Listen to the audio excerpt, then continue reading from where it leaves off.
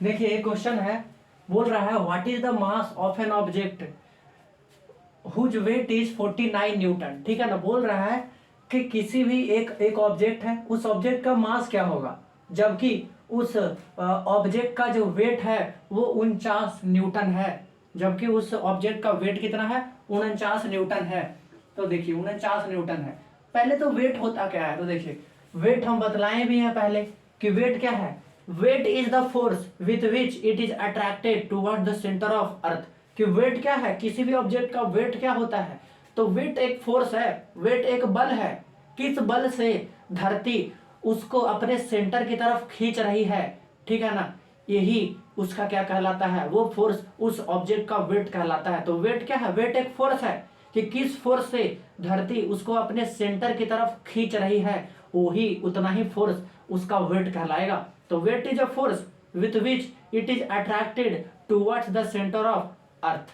ठीक है ना, तो वेट एक बल है, एक फोर्स है, जिस फोर्स से धरती उस ऑब्जेक्ट को अपने सेंटर की तरफ, अपने केंद्र की तरफ अट्रैक्ट कर रही है, खींच रही है, वही फोर्स उसका वेट कहलाएगा। ठीक है ना। अच्छा, तो वेट, क्योंकि यहाँ पे किसी का बात नहीं हो रहा है, कोई अलग प्लैनेट व्लैनेट नहीं है, तो हम मान कर चलेंगे ये सब धरती का केस दिया हुआ है। तो वेट निकालने का फॉर्मूला क्या होता है धरती पर, अर्थ पर। तो वेट का फॉर्मूला क्या होता है आपका, तो W is equal to M G. Weight मतलब वेट मतलब W, एम मतलब मास, जी मतलब एक्सेलरेशन ड्यू टू ग्रेविटी। ठीक है ना, कि धरती के सरफेस के आसपास, ठीक है ना, एक्सेलरेशन ड्यू टू ग्रेविटी कितना है धरती पर, तो धरती पर एक्सेलरेशन ड्यू टू ग्रेविटी है जी। ठीक है, और हम जानते हैं कि धरती पर एक्सेलरेशन ड्यू टू ग्रेविटी मतलब कितना, 9.8 मीटर पर सेकेंड। 9.8 मीटर पर सेकेंड स्क्वायर, इतना एक्सेलरेशन ड्यू टू ग्रेविटी है धरती के सरफेस पर।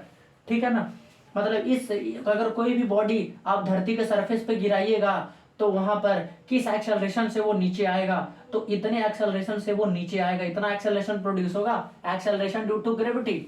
अच्छा, वेट, हमको वेट कितना दिया हुआ है उस ऑब्जेक्ट का, 49 न्यूटन, 49।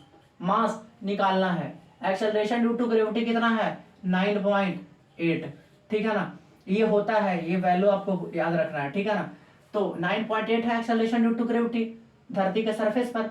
ठीक है ना, तो एम मास निकालना है ना, तो मास बराबर क्या हो जाएगा, 49 बाई 9.8। 49 बाई 9.8, पॉइंट हटाइएगा नीचे 10 आएगा, पॉइंट हटाइएगा नीचे 10 आएगा, ये 10 फिर से कहाँ जाएगा, ऊपर में। तो यहाँ पर सीधा कर देते हैं, इसको ऐसे लिख देते हैं। तो मास बराबर क्या आ गया, 49, ये 10 ऊपर चला गया, ठीक है ना, 98 नीचे ही रह गया। ठीक है ना, क्योंकि ये ऊपर जाएगा तो ये नीचे ही रहने वाला है 98।